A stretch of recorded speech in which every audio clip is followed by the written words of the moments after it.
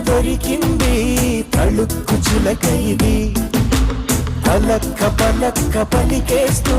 ఝలక్కు విసిరినది రెండు కళ్ళల్లో కళ్ళు పెట్టి కౌగిళ్ళ ఇల్లు కట్టి వచ్చావు నువ్వు అన్నది గుండె గుమ్మంలో కాలు పెట్టి గండంత బయట పెట్టి గుర్తుంచుకోమన్నది